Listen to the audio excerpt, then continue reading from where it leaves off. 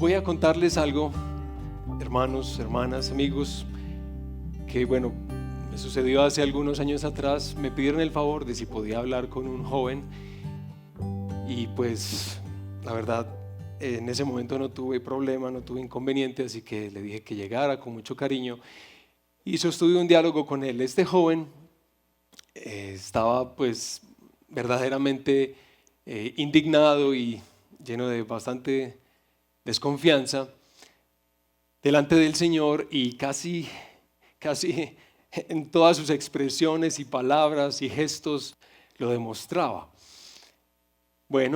Traté de pensar, de preguntarle a él, que me contara qué era lo que le ocurría, qué le había pasado. Y la circunstancia que él estaba viviendo en ese momento era propia de todos los efectos de uno perder a alguien.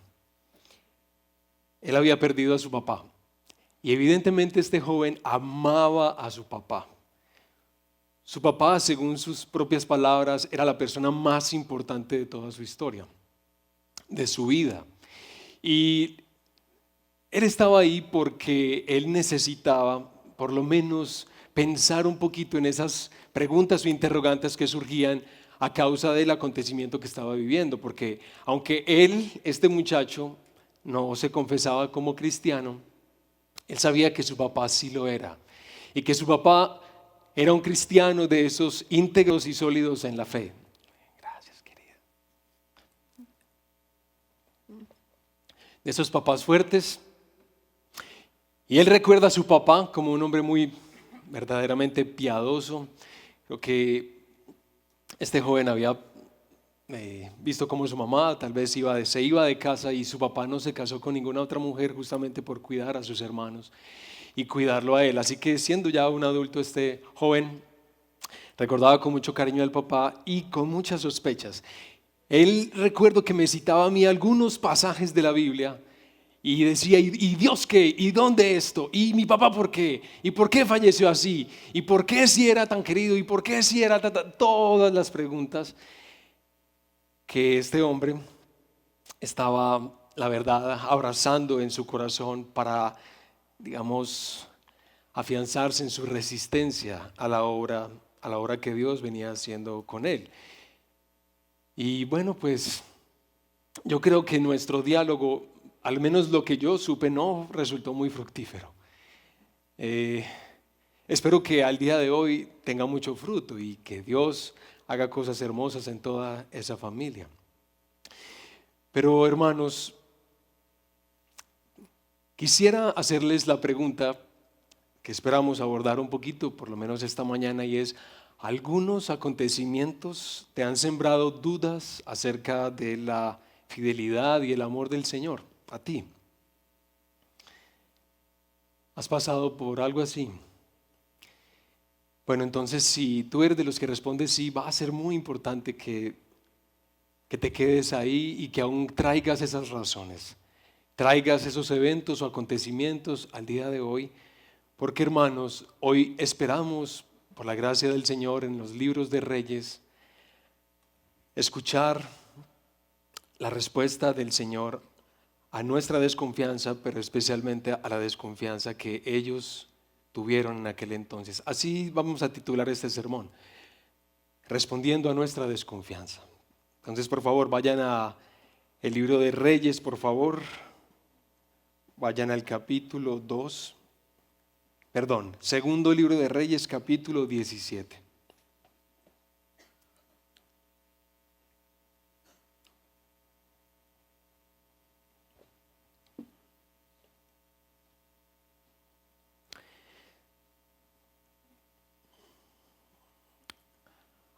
Antes de que leamos el texto, quiero hacerles saber que para los israelitas, sí, a la pregunta que yo he hecho en esta mañana, su respuesta claramente sería sí.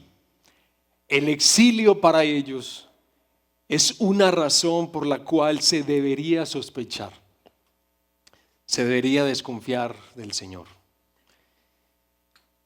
Entonces aquí tenemos su respuesta. Versículo 7 del capítulo 17. Y leemos la palabra del Señor en el nombre del Padre y del Hijo y del Espíritu Santo.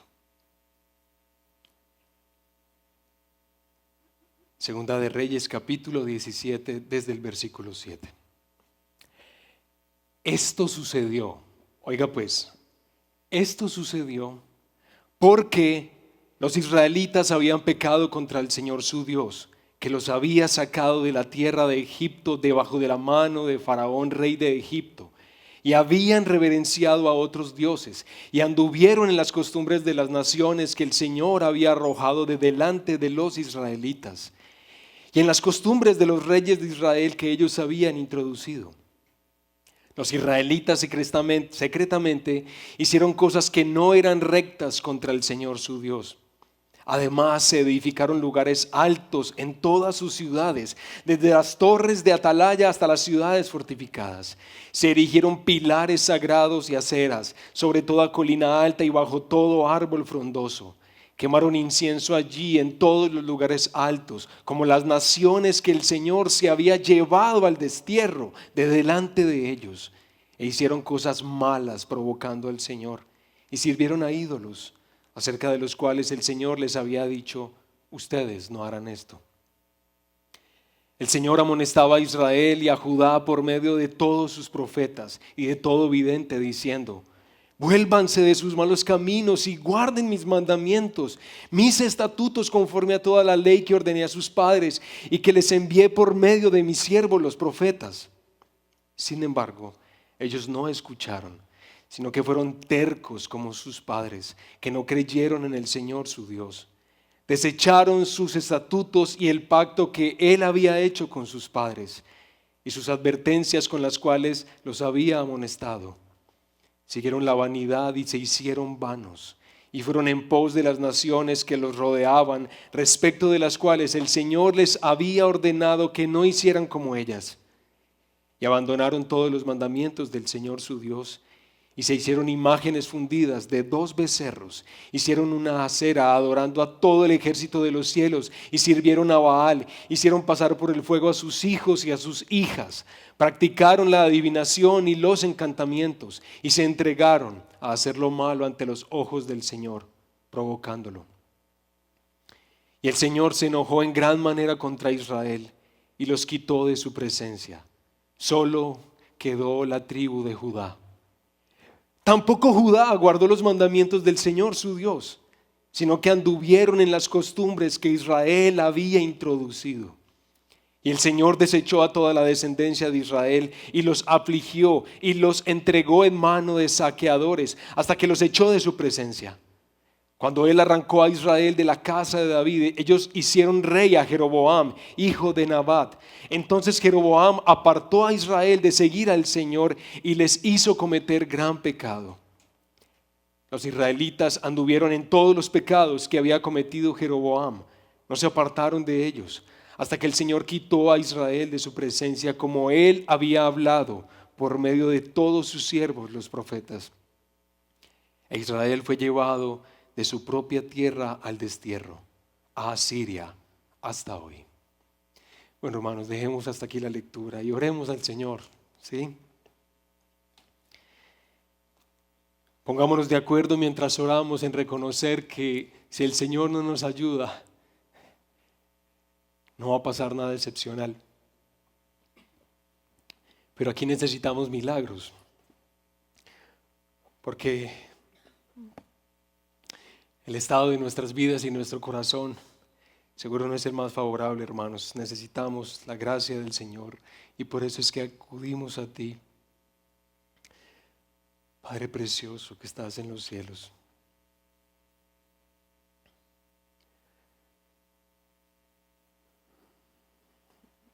Señor, yo que soy el primero de los pecadores, entiendo claramente, Señor, cómo los eventos de nuestras vidas se convierten en razones para atornillarnos en la incredulidad, en la rebelión, en el desprecio de tu nombre.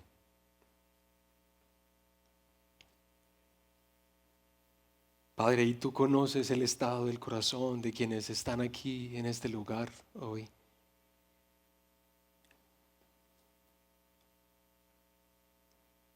Padre, que para todos nosotros hoy sea un poco más clara tu enorme compasión, tu inquebrantable fidelidad.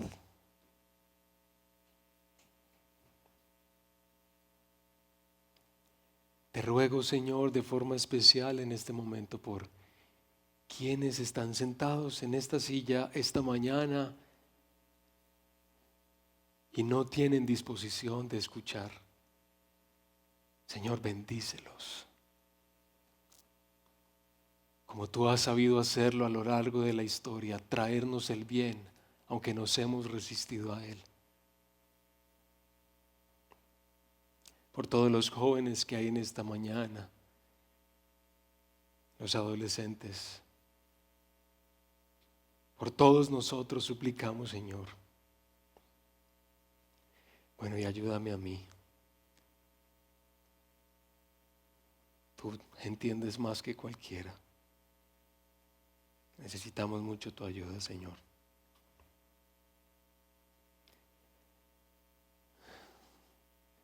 Que bendito seas.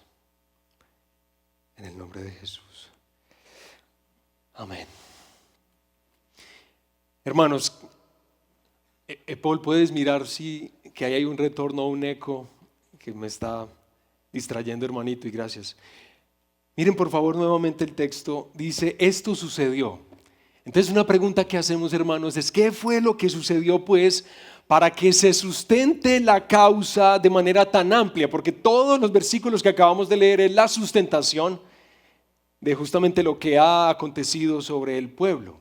Entonces, ¿cuál es la respuesta? La respuesta es la siguiente. En este caso particular de este texto, pero más adelante también ocurrirá con Judá, espero explicarles ahorita, pero en este texto, Israel, el reino del norte, ha sido sometido por su enemigo Asiria, con todos los efectos colaterales de ser conquistados. ¿Cuáles podrían ser, por ejemplo? Pues ser llevados a una tierra extraña. Yo no creo que eso resulte muy agradable. Perder los cultivos, perder la casita, la interrupción abrupta de los proyectos personales. Si alguien quería casarse, pues ya no. De pronto si lo vive allá, chévere, pero ya no más acá. Y de eso de manera radical. Algo más o menos parecido al drama que nosotros hemos visto muchísimo aquí en nuestro país Colombia y que vemos en este momento también en otras naciones del mundo. ¿Cuál? Ser desplazados por la violencia. Algo parecido a eso podría ser. Yo recuerdo también hace varios años atrás acompañando o escuchando a una mujer que justamente había sufrido de ese flagelo, como ella me contaba, con toda la experiencia emocional de estarme contando algo así. Recuerdo que ella decía que le dieron 2 ridículas horas para que desalojara su finca, junto con su esposo y sus hijos. Ellos tenían mucho que organizar, 2 horas le dieron. Y recuerdo que ella me contaba cómo la última escena que le había quedado de su finca era mientras bajaba la montaña, colina abajo, ella volvió a mirar hacia atrás y vio la silueta de su finquita y vio a su perro amarrado porque no se lo podían traer. Ese fue el último recuerdo de ella y obviamente lo evocaba con muchísimo dolor. Así es como está este pueblo. Para poder que te metas acá y entiendas lo que se nos está tratando de decir en Primera y Segunda de Reyes. Y ustedes, algunos sabrán más que otros, el exilio puede ser absolutamente descorazonador.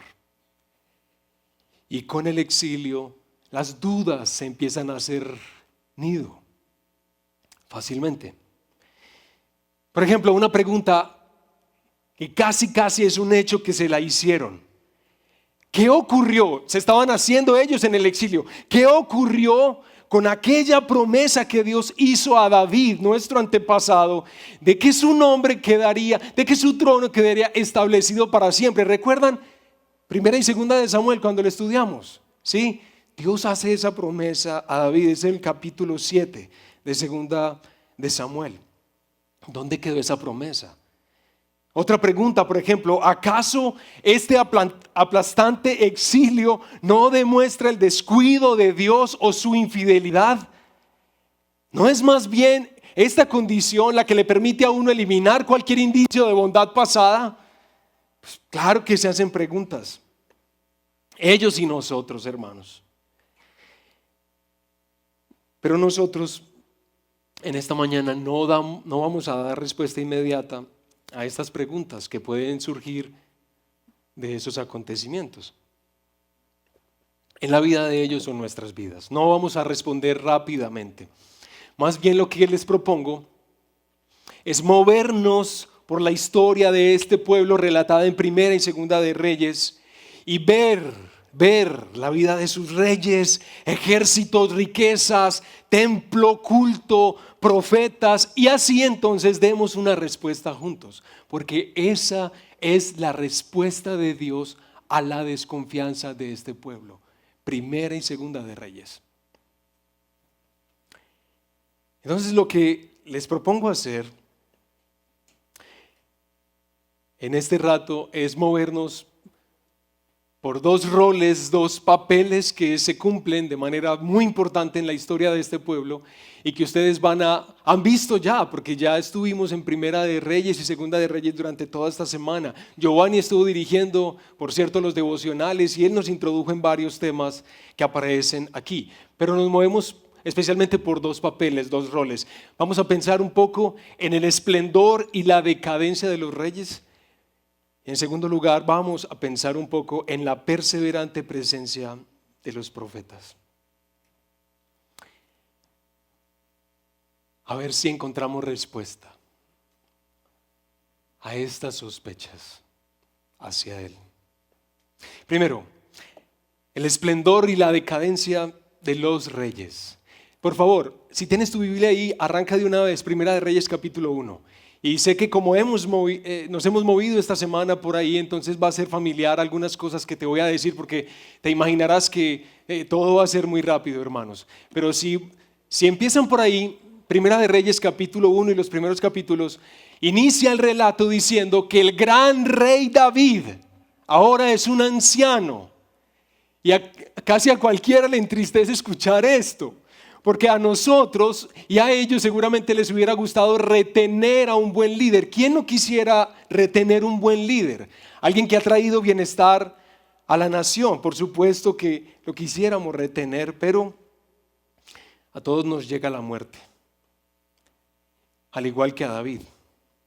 David debe nombrar un sucesor para el trono de Israel y así efectivamente lo hace. Su hijo, ¿cuál es su hijo? Conéctense conmigo pues ahí. Salomón es ungido como el sucesor de la dinastía davídica. Y aunque David experimentó algo de paz durante su reino, especialmente en los últimos años, fue realmente Salomón quien tuvo el camino labrado y allanado para que su reinado no tuviera rivales. Así es como se nos va presentando el relato. Al principio de su corona, todos los enemigos de su padre y los suyos son quitados del camino, justamente para que él pueda reinar sin oposición.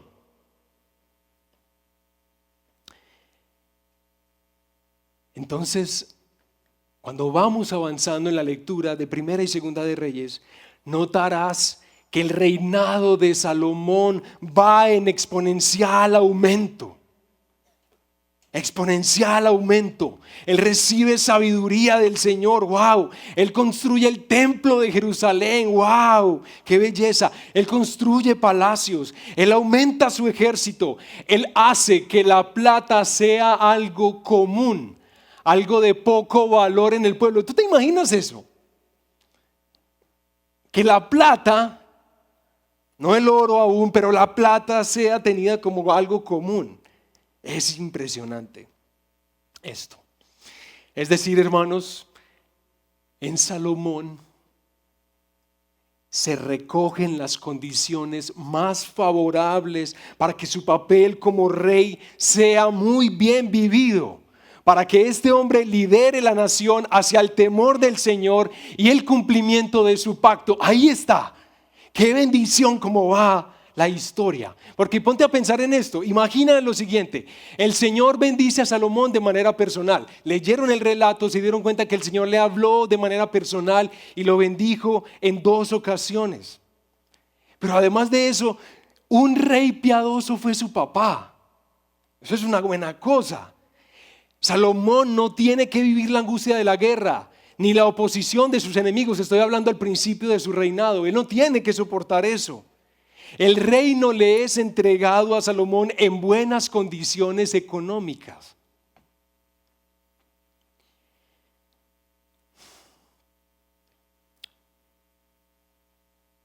El pueblo le acepta cuando David lo nombra rey y es ungido. El pueblo lo acepta y se alegra con su coronación. Y parece que todo lo que este hombre joven hace es exitoso. Así que nosotros de Salomón, ¿qué diríamos? Este hombre es un ganador. El Señor lo que ha hecho fue, a lo largo de todas esas dramáticas historias de David y de Saúl, lo que hizo fue recoger a un ganador. Por fin nos llegó.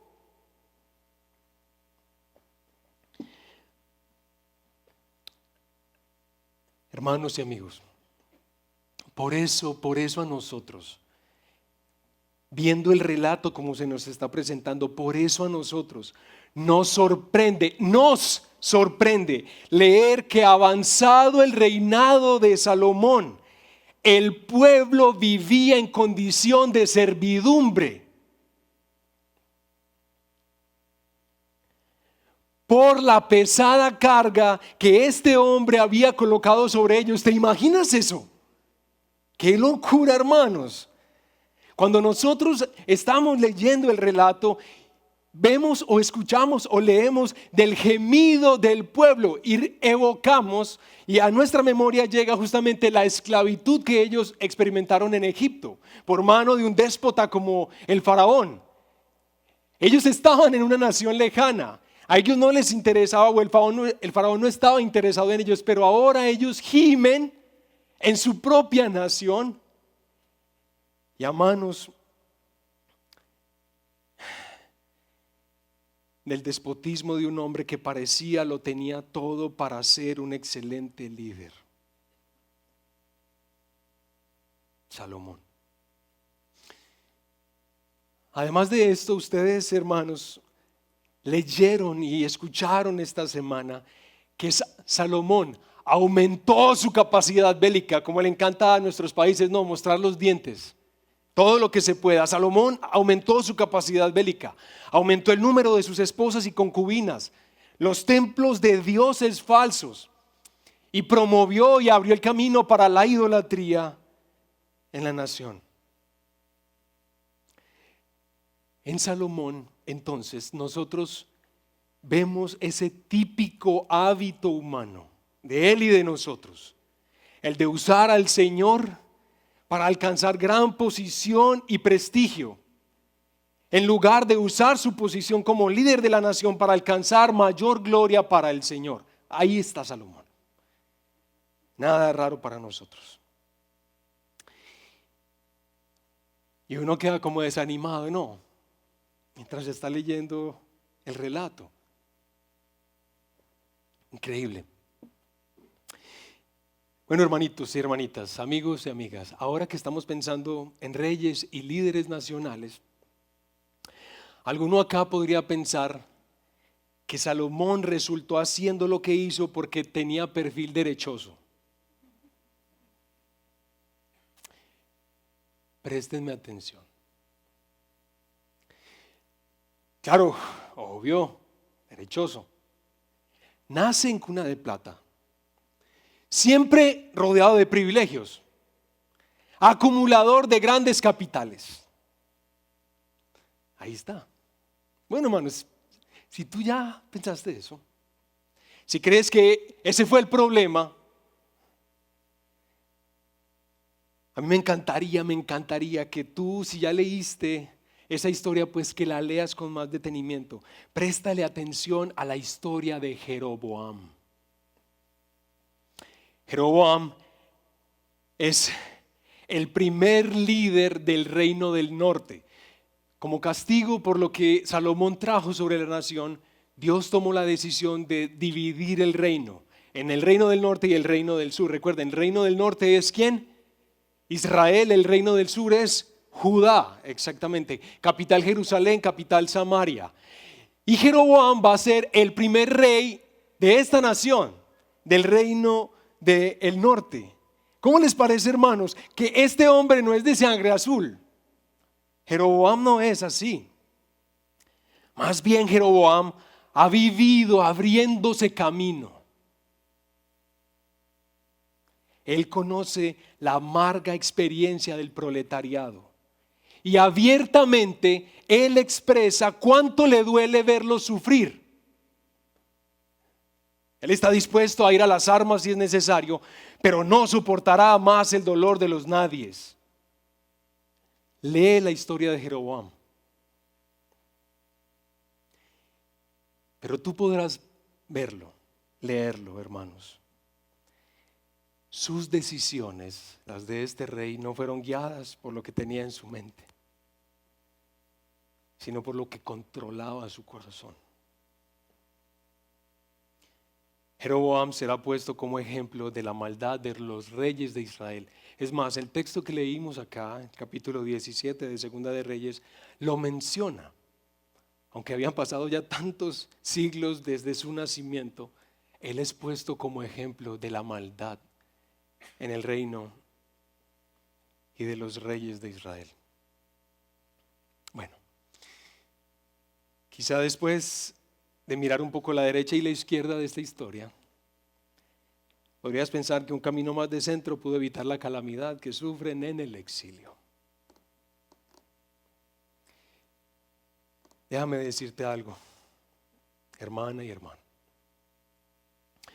En los libros de Reyes, Primera y Segunda de Reyes, nosotros tenemos 210 años en la historia o de la historia del reino del norte, es decir, de Israel, con sus 19 reyes en total. También nosotros tenemos 350 años de historia del reino del sur, es decir, de Judá, con sus 19 reyes. En todos estos años y en todos estos líderes nosotros hallamos una tremenda variedad. Unos fueron más cultos, otros fueron más bélicos, unos fueron más piadosos, otros fueron más rebeldes. Sin embargo, lo que va a quedar claro, mis hermanos, y que a ninguno de ustedes les quepa duda, es que ninguno de ellos lidera al pueblo hacia el amor al Señor y hacia el cumplimiento del pacto como Dios lo quería. Yo sé que hubo unos más queridos que otros. Y tú podrías jactarte o decir, no, pero es que Judá lo hizo mucho más bien porque Israel fue destruido en 210 años. Pero Judá por lo menos duró 350, hermano, eso es una ingenuidad. Les voy a decir por qué. Porque es como decir lo siguiente, que yo me jacto de un compañero de estudio porque él perdió su examen en 1,9. Y cuando él me pregunta a mí, que cómo fue, yo le digo, no, yo también lo perdí, pero en 2,5. Pero por lo menos saqué 2,5. Usted va con 1,9. Esas operaciones nuestras no funcionan muy bien en el reino de Dios, hermanos. No es así. Por el contrario, hermanos. La idolatría, la asimilación de los valores de la cultura y de otros pueblos, la rebelión hacia el Señor, la ruptura del pacto hecho en Sinaí, esa es la característica principal.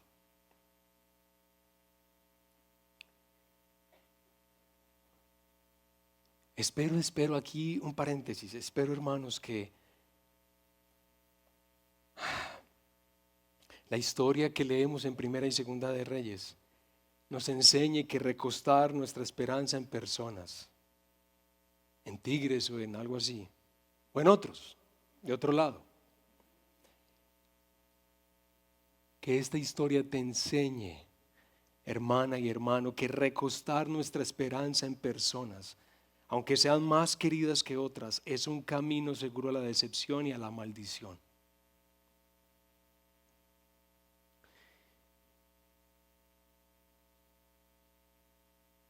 Estamos tratando de responder a las preguntas que surgen por eventos difíciles en nuestra vida y las sospechas que tenemos con relación al Señor y que esos eventos nos generan. Estamos pensando en los reyes de Israel, en su grandeza, en su decadencia, y entonces alguien también puede pensar acá, pues ¿por qué sufre el pueblo por sus líderes, por sus reyes? Porque tiene que ser así. Si Jeroboam hace lo que le da la gana, pues que él sufra lo que le da, pues lo que el Señor quiera retribuirle. Pero ¿por qué tiene que ser así? Ay, hermanitos, pues ese mundo no es tan individualista como nuestro mundo. El rey es verdaderamente representante del pueblo. Pero no solo por eso, sino porque el Señor en el texto que leímos del capítulo 17 se encarga de decirles enfáticamente que los reyes trajeron esa maldad sobre el pueblo, pero que el pueblo mismo participó de esa corrupción y esa maldad que incorporaron sus líderes. ¿Estamos de acuerdo o no? Eso es lo que les dice. Así que, bueno, algo nos ayuda para la respuesta que estamos tratando de encontrar. Estamos diciendo que Primera y Segunda de Reyes es una respuesta del Señor también a nuestra desconfianza. Y Él nos da el testimonio de la historia para que nosotros reflexionemos un poco mejor y pensemos, espera un momentico que tengo que replantear mi pregunta, o por lo menos matizarla un poco. ¿Hay razones para experimentar el exilio? ¿Hay razones para ser dejados en el exilio de manera permanente? Esa sería la pregunta que ahora debería incorporarse en los exiliados. Bueno, dijimos que íbamos a movernos de los reyes a este otro hermoso rol Dios trajo sobre el pueblo, y pensamos entonces en la perseverante presencia de los profetas.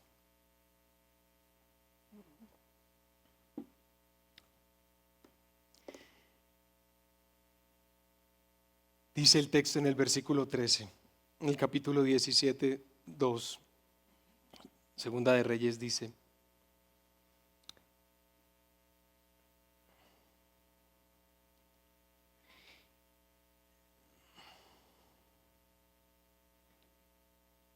versículo 13. El Señor amonestaba a Israel y a Judá por medio de todos sus profetas y de todo vidente. Y ya ustedes leyeron conmigo lo que ellos hablaron. Como lo han podido notar durante toda esta semana que leyeron o escucharon Primera y Segunda de Reyes, el papel del profeta es tan preeminente en estos libros como lo es el de los reyes mismos. Hay un teólogo que yo he estado estudiando, Cornelis van der Waal, que él dice que Primera y Segunda de Reyes son verdaderamente libros proféticos. No son solamente historia, no son solamente datos, eventos, sucesos que acontecieron en la vida del pueblo y que el autor bíblico los está registrando para que haya testimonio de eso. No, lo que se está contando acá se cuenta desde cierta perspectiva. Es una lectura profética que hace un siervo de Dios a la luz del pacto de Dios, el que hace con el pueblo, el que hace como una interpretación de todos esos años que han vivido como pueblo, como nación. Y miren, hermanos, qué dato es este interesante, porque si a los autores bíblicos les hubiera interesado especialmente como la gloria y la prosperidad que algunos reyes sí trajeron a la nación, hubieran mencionado el reinado aún en el reino del norte de Israel de otros reyes, por ejemplo la dinastía de Omri, que fue uno de los reyes más, digamos, más importantes de esa dinastía, pero que los libros de reyes casi ni lo mencionan. Gran prosperidad, gran bienestar sobre la vida de la nación, pero se rebeló contra el Señor. Es decir, su historia realmente no importa tanto. Porque esto no se trata simplemente de tratar de ser felices y de tener plata para todos. A lo largo de todo el registro de Primera y Segunda de Reyes, nosotros leemos, por ejemplo, de Ahías, de Jehú, de Elías, Eliseo, Micaías, Isaías. A lo largo de todo este periodo van a aparecer profetas que tal vez no se mencionan explícitamente en estos libros, pero que nosotros vamos a estar estudiando en los próximos meses. Por ejemplo, una persona como Jeremías, que Dios envía al pueblo un profeta como este, de esta calidad de hombre, y que lo envíe para que justamente hable al pueblo. Él también hace su aparición en estos años, uno tras otro, haciendo su aparición y hablando la palabra del Señor a los reyes y al pueblo. Ellos amonestaron, exhortaron, llamaron al arrepentimiento, a volver al pacto del Señor. Llamar a dejar la injusticia, abandonar la idolatría. Los profetas advirtieron de muchas maneras el peligro que se avecina por la rebelión al Señor. Ese fue su rol, ese fue en parte su papel. Por eso cuando tú vuelvas a leer Primera y Segunda de Reyes, hermanos, y pienses en los profetas que hacen su aparición allí, tienes que notar una cosa que es muy especial. Las palabras y las obras de estos profetas están puestas ahí para evocar en nuestra memoria las obras y las palabras de Moisés. Porque este es el hombre que ha traído el pacto entre Dios y su pueblo. Recordar las obras. ¿Recuerdan los milagros de Elías y de Eliseo? ¿Recuerdan que algunos de ellos se parecen a lo que Moisés hizo también? Eso tiene propósitos. Dios intencionalmente hace esas obras para que la memoria del pueblo se refresque. Pero Dios no solamente los da para esto, hermanos. Miren, ustedes saben y notaron que el papel del profeta fue muy importante para interceder por el pueblo. La presencia del profeta en algunas batallas que ustedes vieron, en algunas guerras, representó un cambio total en la victoria o en la derrota de las batallas.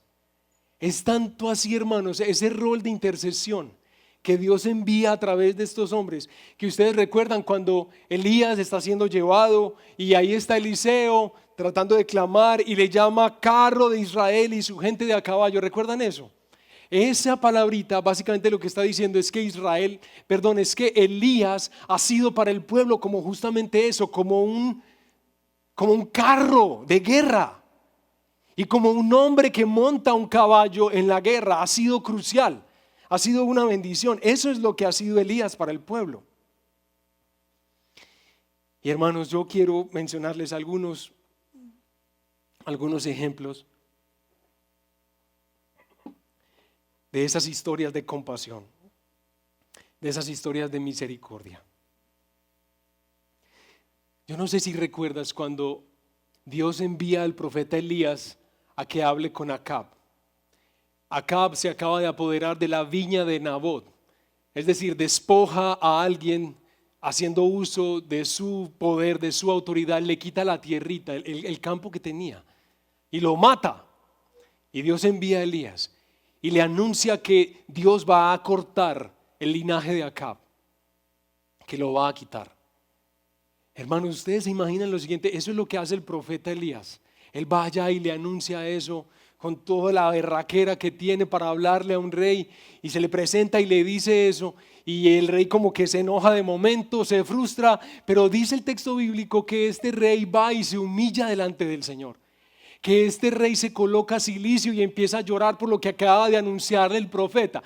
Y ustedes se logran imaginar, este es un rey perverso, es un rey perverso, y antes de que Elías salga del palacio, casi el Señor le dice: devuélvase porque hay noticias para Acab. hágale saber que yo lo vi. Yo vi cuando se humilló ante mí. Y dígale que yo no voy a hacer esto que le dije que voy a hacer mientras él esté vivo. Que voy a tener compasión de él. Claro que el Señor es compasivo, pero qué rol tan espectacular el de Elías. Ese hombre que está ahí haciendo estas obras en medio del pueblo. Pero ustedes recuerdan después a Micaías, por ejemplo, otro profeta, que se le presenta también a Acab, justamente el día en el que él sí va a morir. Y Micaías le dice al profeta que él va a morir ya en esa batalla que se va a librar. Y obviamente Acab se enoja, pero este hombre no me dice sino cosas malas, no tiene sino cosas malas para mí nomás, pues, ¿o qué? Y Micaías con esa firmeza le dice, sí, así es.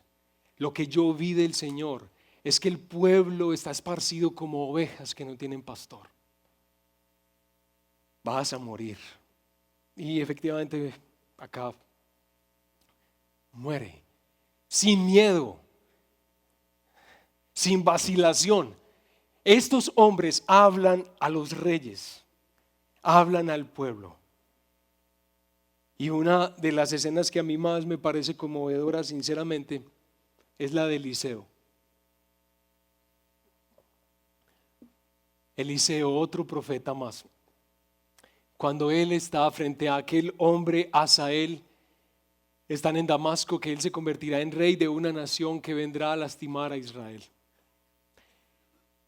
Y Eliseo, después de darle buenas noticias al rey, le dice a este hombre, que es un hombre importante del reino, que él va a suceder al rey en el trono.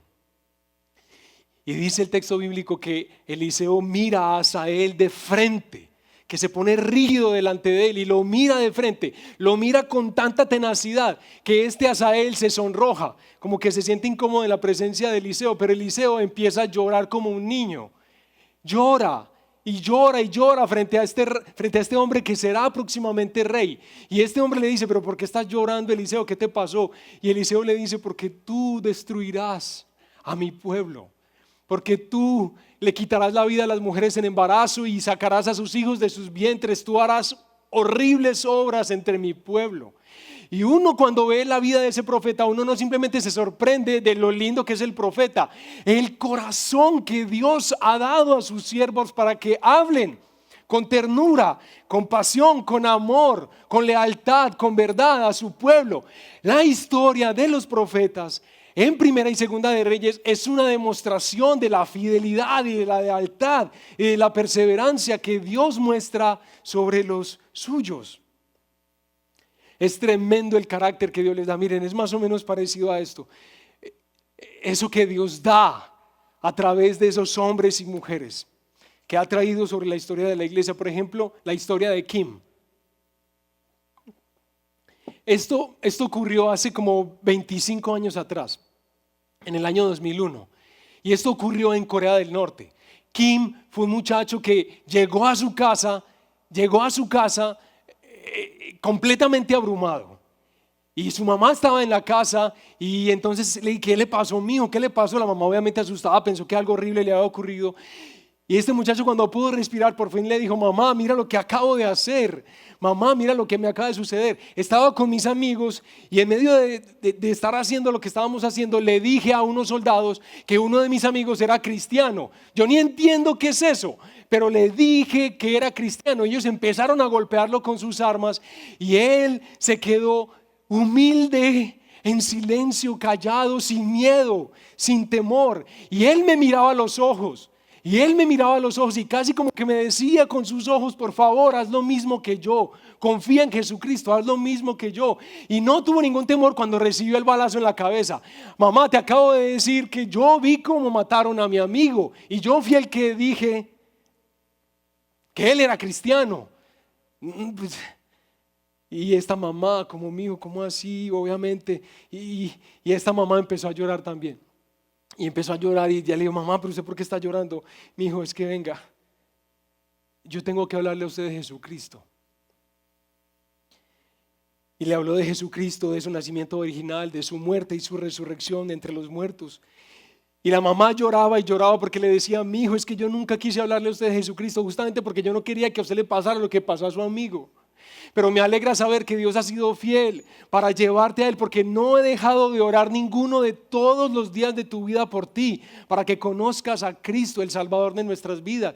Y ese muchacho, estando ahí, entrega su vida al Señor Jesucristo, ora con su mamá, y él se desespera al saber que sus hermanos no conocen a Cristo. Sus hermanos llegan a casa y todos se ponen de acuerdo y suplican al Señor, y el Señor trae vida eterna a esa casa en esa tarde. Pero ¿qué es lo que hace Dios con toda esa familia? Dios los prende de una pasión que solo la muerte va a quitar, o tal vez ni la muerte va a quitar.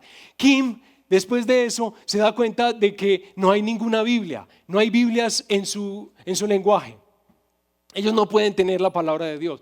Así que decide cruzar, yo no recuerdo el nombre del río por donde él cruzaba, hagan de cuenta como el tapón del Darién, hacia China.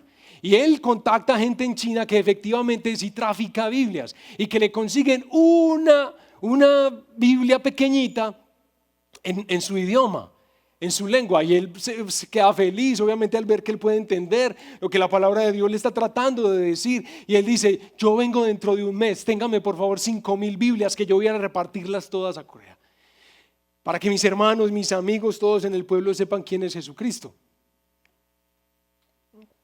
Y este hombre regresa al mes, lleva Biblias, vuelve y trae, lleva Biblias, y nada lo detiene. La amenaza, el peligro, el riesgo. Y finalmente lo que se cuenta de él es que después de un año de esta dinámica, de estar yendo a China por Biblias para traer y seguir dando testimonio junto con sus hermanos en medio del pueblo, es que después de un año no se volvió a saber absolutamente nada más de Kim. Hasta el día de hoy. Eso es lo que Dios ha traído sobre este mundo y trajo sobre Israel. Personas de este carácter, con esta tenacidad, prendidos de la verdad que el pueblo tenía que entender, que reconocer. Ellos iban a visibilizar, aunque ellos se resistieran a pensar en la palabra del Señor, en el pacto que habían hecho con Él, aunque ellos se resistieran a amarlo a Él, Dios les daría hombres perseverantes, fieles, leales, hombres y mujeres que les hablarían a ellos, que les dirían que Él los desea vueltos al arrepentimiento y a la fe.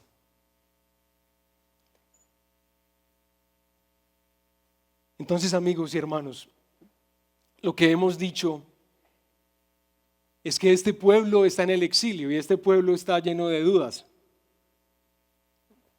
de desconfianza hacia el Señor. Dios se encarga en Primera y Segunda de Reyes de dar una respuesta a su desconfianza. Y esta historia les muestra a los reyes, esta historia les muestra a los profetas. Y se levanta una pregunta, hermanos. Se levanta la pregunta que hicimos justamente ahora. ¿Hay razones para experimentar el exilio? ¿Y hay razones para ser dejados en el exilio? La respuesta que yo encuentro es: sí, los hay. Claro que los hay respuestas. Dios ha sido fiel, verdadero. Él no ha sido ningún abandonante.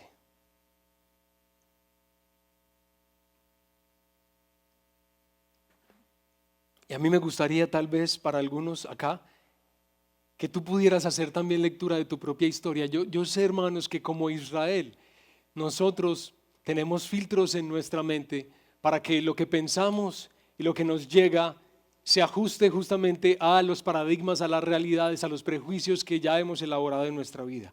Y resulta que todo lo que nos llega a nuestra mente coincide con lo que nos conviene, nos gusta, preferimos. Pero si tú tienes desconfianzas hacia el Señor, sospechas hacia Él, por favor, ¿podrías leer nuevamente tu historia? ¿Podrías hacer nuevamente lectura de ella?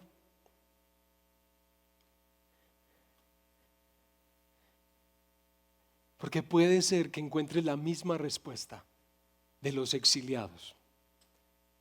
Si hay razones para que Dios nos abandone, si hay razones para que allá sea el lugar donde se nos deje y al que se nos entregue.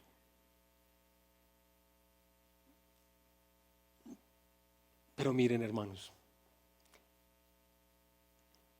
si esto que nosotros venimos a hacer acá fuera una religión, una práctica bonita de la religión, este sermón quedaría acá.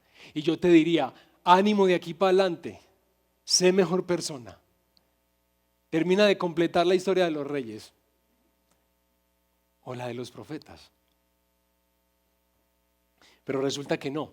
Dios no es religioso en el sentido de que tiene la expectativa de que Él hace el bien y pues entonces haz tú tu parte también. ¿Por qué? Pues porque básicamente nosotros estamos como los reyes. Estamos como el pueblo. Estamos afectados terriblemente acá en el corazón. Y entonces quiero decirles esto. Aunque en Primera y Segunda de Reyes, gracias querida, aunque en Primera y Segunda de Reyes nosotros hallamos una clara respuesta a la causa del exilio, es decir, el pecado del pueblo y la fidelidad del Señor, el amor por la verdad y por la justicia. Aunque aquí se nos ha presentado una explicación amplia de esa historia para que entendamos bien, aunque eso es así y nosotros pudiéramos decir, sí Señor, reconocemos que así estamos también, nosotros somos como ellos, pues para ellos y para nosotros la historia no termina. ¿Por qué? Justamente por esto, porque Dios mismo a ellos allá y a nosotros acá quiere llevarlos más allá del simple reconocimiento del pecado, de la necesidad de confiar en Él, pero más que o a la par con eso, prenderlos de esperanza, llenarlos de esperanza, porque ¿cómo termina el libro de Reyes? Primera y Segunda de Reyes, ¿cómo termina? Termina de una manera hasta rara, que uno no lo entiende del todo si uno no se detiene a pensarlo bien. Vayan allá, por favor, miren, Segunda de Reyes, capítulo 25. Miren qué fin tan raro. Versículo 27.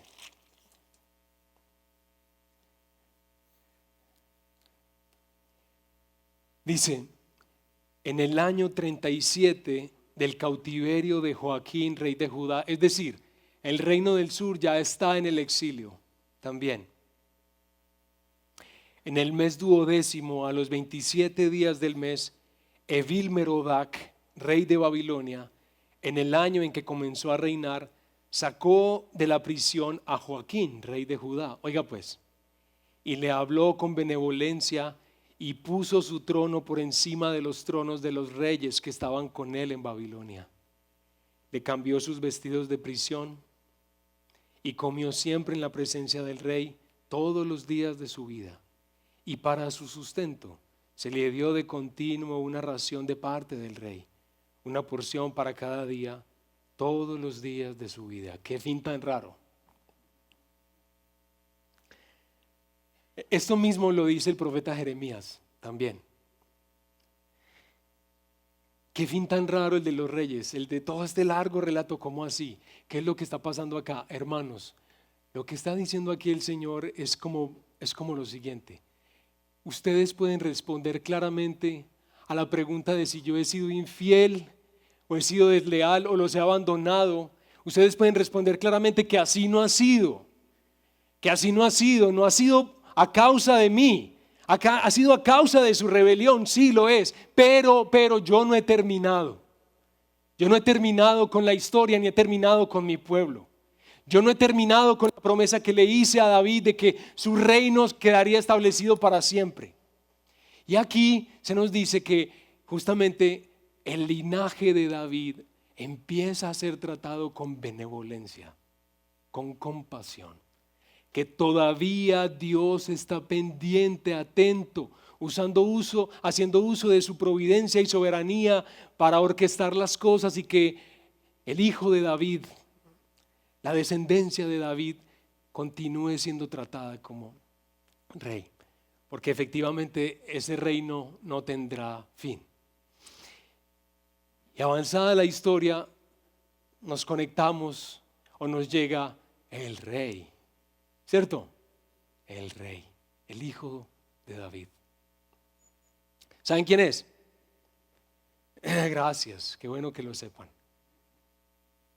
El Señor Jesucristo, el precioso rey a través del cual Dios quiere garantizarle a todos los hombres en esta tierra que Él es fiel, que Él es bueno, que Él persevera en llamar a los hombres al arrepentimiento para darles vida. Y este rey que nos dio, este rey que nos envió, efectivamente es un rey como su corazón lo desea, lo quiere. Este rey no solamente tiene cercanía con el pueblo de Israel, sino que este rey es hijo de Dios, es el hijo suyo, es el ungido, es el escogido, el anunciado desde por allá de Génesis capítulo 3, ese que se nos ha prometido. Dios no ha abandonado esa promesa. Y este rey que se nos ha dado a nosotros, a la iglesia, hermanos, no es ningún opresivo. Él no es como Salomón. Así no vamos a terminar. La iglesia no va a terminar siendo oprimida a causa de la forma en que este rey gobierna. No, más bien este rey es de esos que sirve a los suyos, que les lava los pies y le toca, que hace lo que sea. Este rey al que nosotros seguimos y amamos no es un rey enfermo de celo por su reinado, como vemos en los libros de los reyes, que están dispuestos a matar y acabar si alguien intenta amenazar mi pequeño reinito. No, Él no es así, hermanos. Más bien lo que el Señor Jesucristo hace es participar a los que confían en Él de su propio reinado y los hace ¿qué? Sacerdotes y reyes al servicio de Dios. Les comparte a ellos su misma dignidad, su mismo lugar. Este precioso Señor que se nos dio a nosotros no es ningún asesino. No es ningún asesino, como todos estos reyes que se nos narran. Más bien, Él se entrega en manos de sus enemigos para que de esa manera quede establecido para siempre su reino. Un reino de justicia, de verdadera justicia, un reino de compasión de verdad. Él es hecho el Cordero de Dios, que quita el pecado del mundo. Amigos y hermanos, si alguien tiene dudas acerca del Señor, de lo que Él es, eventos que te han traído esa sombra de sospecha sobre el carácter de Dios en tu vida, pues escucha la respuesta del Señor a nuestra desconfianza: su Hijo Jesucristo. Su Hijo Jesucristo. Su Hijo Jesucristo. Nuestro Rey.